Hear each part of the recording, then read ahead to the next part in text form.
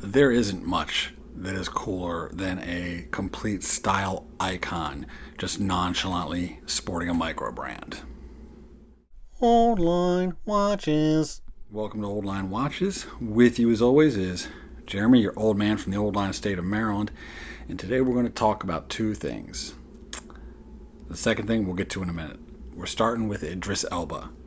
You might know Idris Elba from any of his acting roles, such as he had a run on The Office that was hilarious.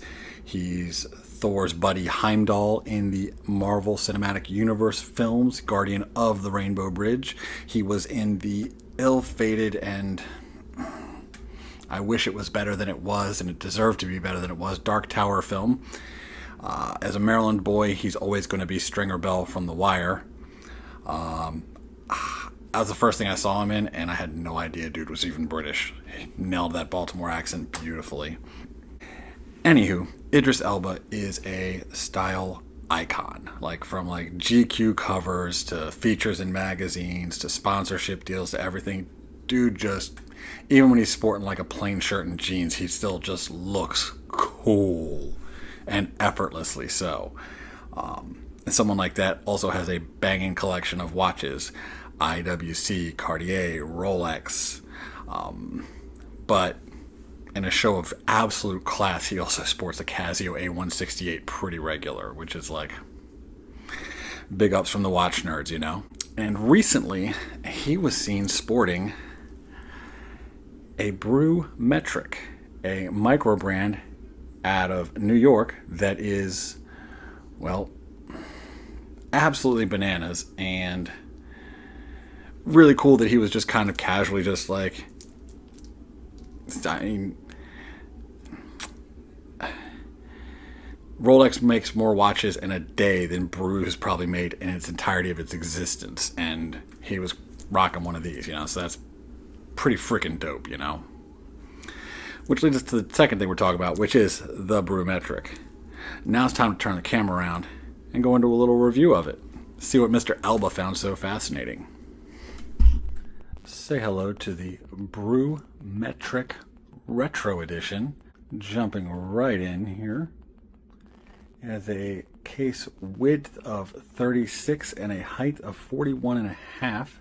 Sporting that retro TV style case. Lug width on concealed lugs is 20 millimeter. It is 10 and 3/4 mil thick and sized for my 6 and 3/4 inch wrist. Weighs in at 122 grams. Under the hood, she's powered by the Seiko VK68 Mecha Quartz chronograph movement. Buried underneath that part right there would be a 24-hour subdial that they have elected not to utilize, and I'm so grateful for it.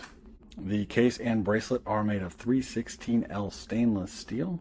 It is protected by a sapphire crystal. As a push-pull crown signed with their coffee bean logo and some fairly basic but appropriately styled chronograph pushers.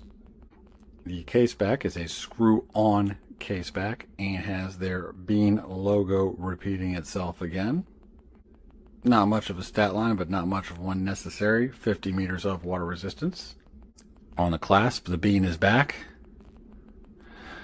And a fully milled clasp with 4 holes of micro adjust for a good fit.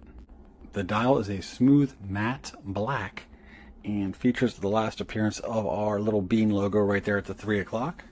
The indices are loomed and polished with some nice angularity to them so that they pick up the light and pretty, not quite like that, but like that. Very nice. A date window kind of unceremoniously dumped around 4:45-ish. Running seconds at the 6 o'clock, and a 60-minute chronograph subdial over at the 9:30-ish position. And it has these kind of orange, white little 10-minute segments that I don't know the purpose of. The Rehaut has a change of color from 25 to 35 seconds on the chronograph there, because 25 to 35 seconds is the optimum amount of time for extraction during an espresso brew, and that will give you your prime flavor with none of the bitterness of over extracting the bean. And if you at all are familiar with any of your older 60s and 70s era espresso machines, you'll see some design cues that Brew has definitely borrowed for this particular watch. The main hour and minute hands are kind of a weird split style with like a two-tine thing coming out the ends of them. They are loomed on the yellow part. The second hand almost is reminiscent of a pressure gauge that you might see on an espresso machine. The chronograph hands are fairly basic, but I don't think that detracts from anything, and I'm fairly certain it was an intentional decision, because you can fancy up those things if you want. It's not really that expensive. I think they wanted to go with simplicity on that.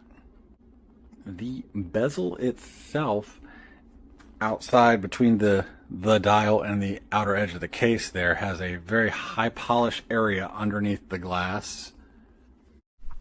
The loom is unspectacular, but we forgive it for that. For the props, Idris Elba Yawl. That covers almost everything, but let's go through it. There's a reason that a style icon looked at it and was like, gimme. Because it's playful, it's unique, it's asymmetrical in all the right ways. It's just a fun watch to wear and own.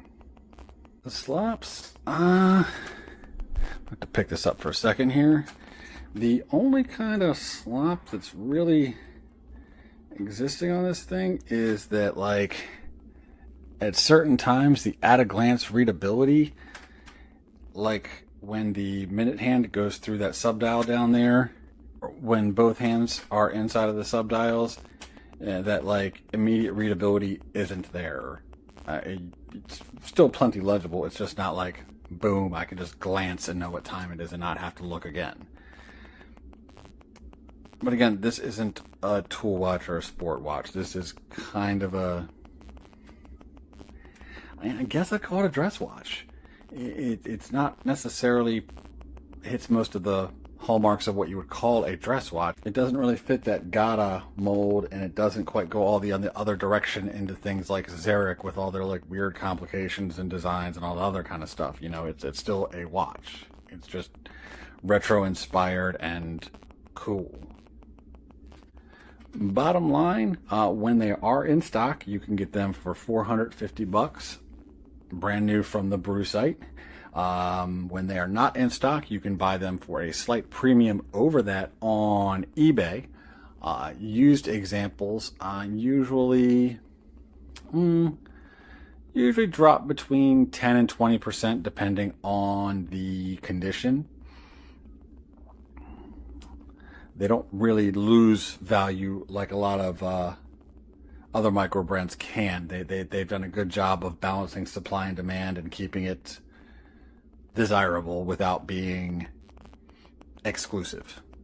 You can get your hands on one if you want one, and you're not going to pay out the nose or wait too long. Even without the stamp of approval from Mr. Idris Elba, definitely a worthwhile piece to have in your collection. So until next time, take care of yourselves, take care of each other. This is your old man from the Old Line State, signing off.